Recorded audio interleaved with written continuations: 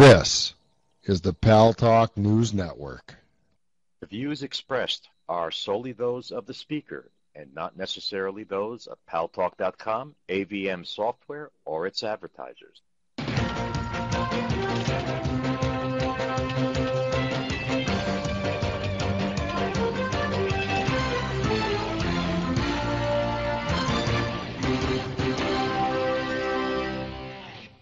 News Talk is online. News Talk Online is a production of Paltalk.com, the largest multimedia interactive program on the internet with more than 4 million unique users, on demand on iTunes and on YouTube, and on my blog, GaryBaumgarten.com, where you're encouraged to post your comments, whether you agree with yours truly or not, no retribution, and where you ought to be subscribing to my Twitter feed, twitter.com/Gary Baumgarten, to get a lot of news stories that you otherwise would not know about.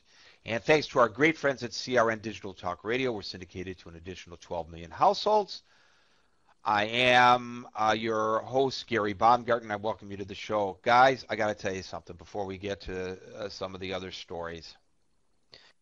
And I don't normally talk about local stories, but what happened here in New York City could happen in your town as well. The story that I'm about to relate to you, you can see in its entirety on the Paltalk News Network .com website. I'm typing it out in the room, paltalknewsnetwork.com. I feel so badly. I just talked to this woman, Nancy Gruskin, Gruskin.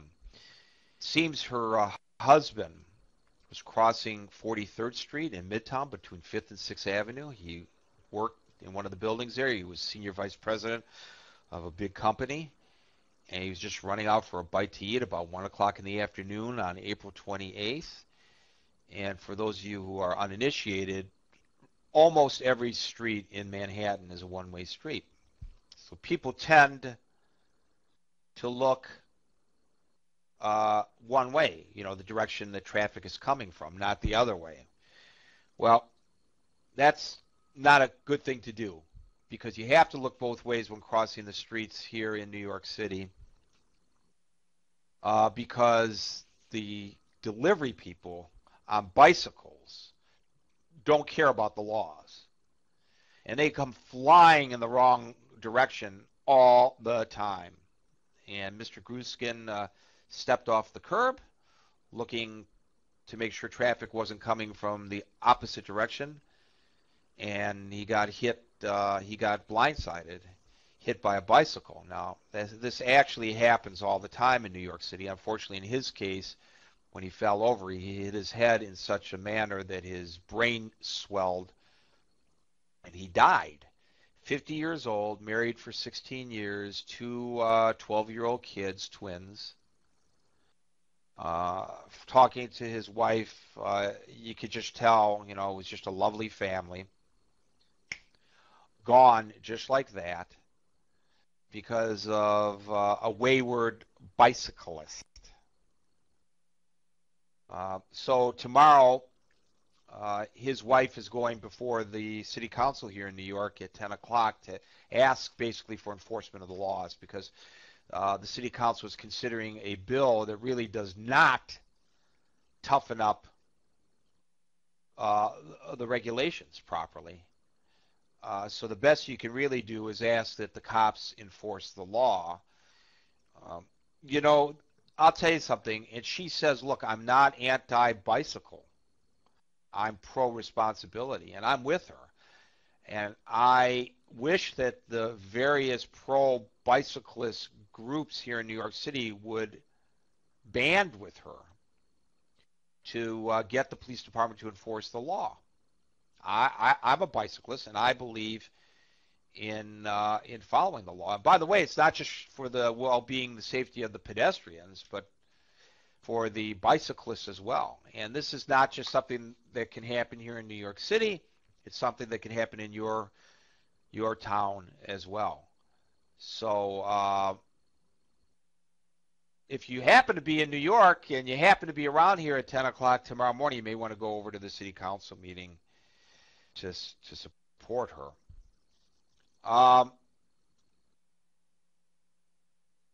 There's a video that I'm going to ask Boaz to play in a few minutes.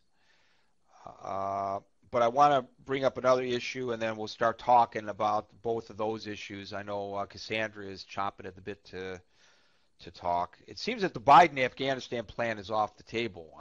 At about the time that we were talking about the rift between the president and the general yesterday, the president was meeting with congressional leaders from both sides of the aisle, and he pledged to them, well, he pledged to the Republicans, actually, to the dismay, apparently, of Nancy Pelosi, anyway. He said that there's not going to be a reduction of troops in Afghanistan. As you know, Stanley McChrystal, the top general in country there, has told the president that in order to put down this insurgency, they're going to need to double the number of troops from 20 to 40,000. And Biden came up with a plan which sounded pretty good before the attack on the Army outpost over the weekend killed 8 of our troops, that we actually reduce the number of soldiers in Afghanistan and let the Taliban go and concentrate on al-Qaeda. I mean, that was the original target.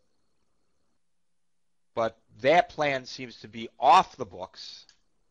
The president no longer thinking about reducing the number of troops, but he hasn't said what the mission will be, as it appears to be changing before our very eyes, and he hasn't said whether he's going to increase the troops in Afghanistan. I find that pretty interesting.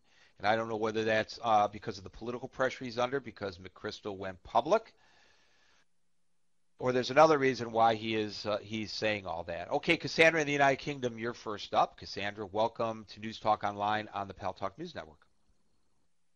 Thank you very much, Gary.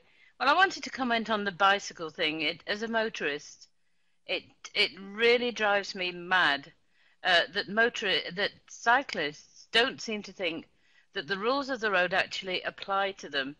And this is a very tragic example that you brought up, that that somebody was killed as a result of this. Here in the UK, we do have bike lanes. That doesn't stop them riding 2 or 3 abreast. It doesn't stop them zigzagging in and out of traffic, and this creates a hazard. They don't carry any insurance. So if a bicycle hits you, if a cyclist hits you and damages your car, and it's their fault, it's their responsibility, then you have no cause for redress, and I think that really drives me wild, and also while I'm